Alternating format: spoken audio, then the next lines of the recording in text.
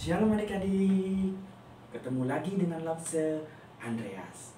Lause Andreas sudah rindu loh ketemu dengan adik-adik. Udah hampir 1 bulan kita nggak ketemu. Nah, pasti adik-adik di rumah juga rindu ketemu dengan Lause-Lause. Betul kan?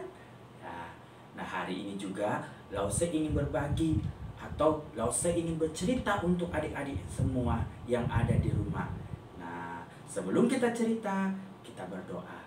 Tuhan Yesus, terima kasih hari ini kami rindu diberkati lagi oleh kebenaran firman Tuhan. Tuhan Yesus, kuduskan kami, layakkan kami untuk mendengar dan melakukan firman Tuhan di dalam kehidupan kami. Dalam nama Tuhan Yesus kami berdoa. Amin. Nih, siapa yang gak punya hati? Siapa yang punya hati? Pasti Lause, adik-adik yang ada di rumah pasti punya namanya hati.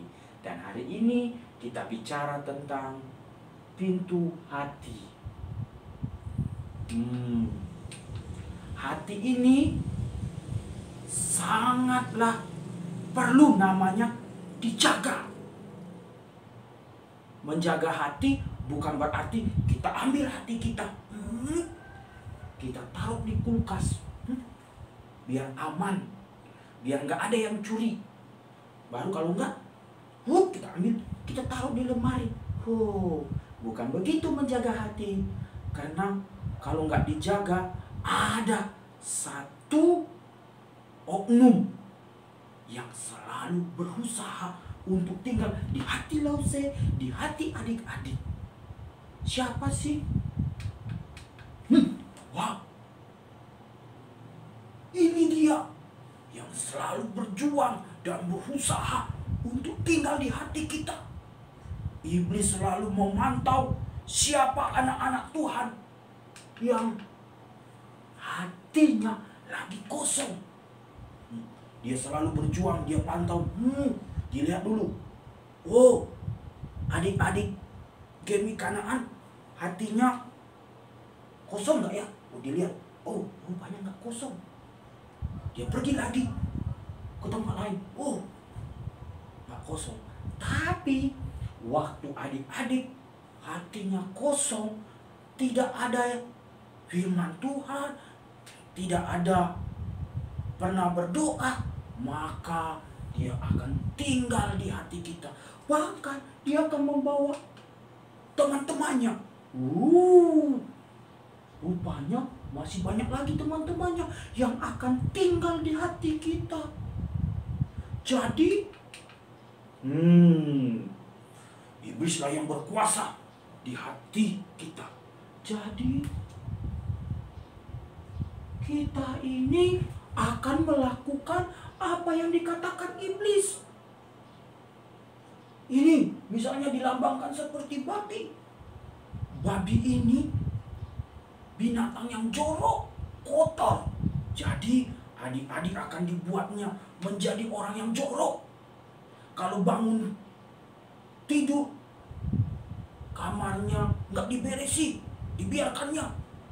Kalau berangkat sekolah atau ke ibadah, nggak suka mandi. Biar saja. Atau kalau baru bangun, ambil air, cuci tangan, cuman gitu aja. Dibuatnya menjadi jorok kita. Bahkan burung merak. Adik-adik tahu kan kalau burung merak itu mempunyai ekor yang sangat indah. Kalau burung merak itu selalu menunjukkan ekornya, ia selalu sombong. Kalau hanya dialah yang memiliki bulu yang indah. Semua yang lain, binatang lain tidak punya. Jadi kita juga akan dibuat seperti itu, menjadi sombong. Bajuku bagus loh, baju kamu jelek. Aku ganteng. Dia jelek. Bahkan aku banyak uang, dia miskin. Suka sombong. Inilah, bahkan itu apa lagi? Ulah, suka menipu, suka berbohong. Kalau ditanya, kamu dapat berapa tadi di sekolah kontennya? Dapat 10. Padahal dapatnya 0 ditambah 1. Jadi 10. Dia sudah berbohong. Dia licik. Bahkan singa. Suka liar. Kemana-kemana suka liar. Bahkan nih, suka berantem pekerjaannya. Iblis selalu berusaha untuk membuat kita selalu berkelahi. Kalau di gereja temannya lagi asik memuji Tuhan, senang-senang memuji Tuhan, datang dia ditendang kaki, atau disentil, jahil, suka berantem. Atau adiknya lagi main di rumah, lagi santai-santai, ditendang mainannya. Inilah pekerjaan iblis. Kalau hati adik-adik dikuasai oleh iblis. Bukan itu aja, di rumah juga suka melawan mama, bapaknya.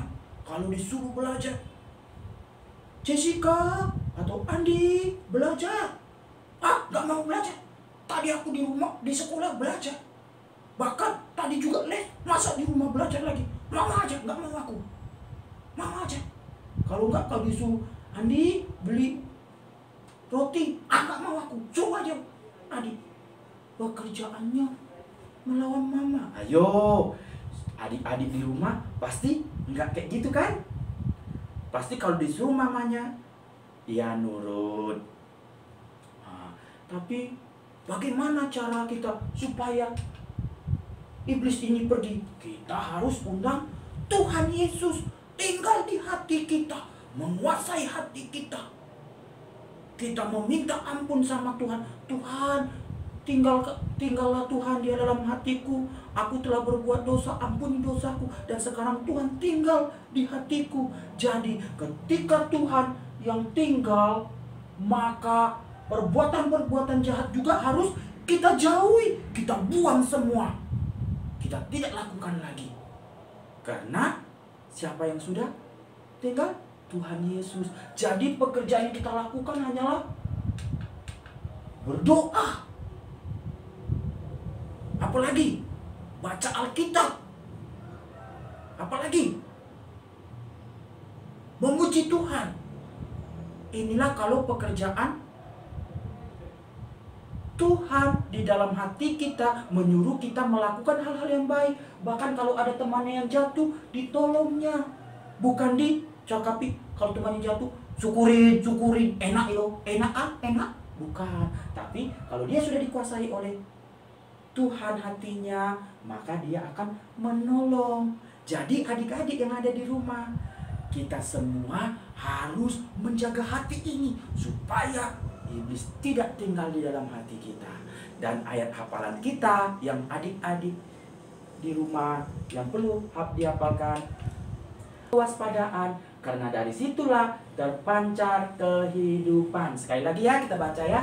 Jagalah hatimu dengan segala kewaspadaan, karena dari situlah terpancar kehidupan. Amin. Mari kita berdoa ya adik-adik. Kita berdoa untuk kesehatan kita. Kita berdoa untuk orang tua kita. Kita berdoa untuk bangsa negara kita. Supaya COVID ini cepat berlalu dan kita bisa bersekolah lagi, bisa bergereja lagi. Ayo kita berdoa ya. Bapa kami di dalam kerajaan surga, terima kasih hari ini kami sudah mendengarkan cerita tentang menjaga hati.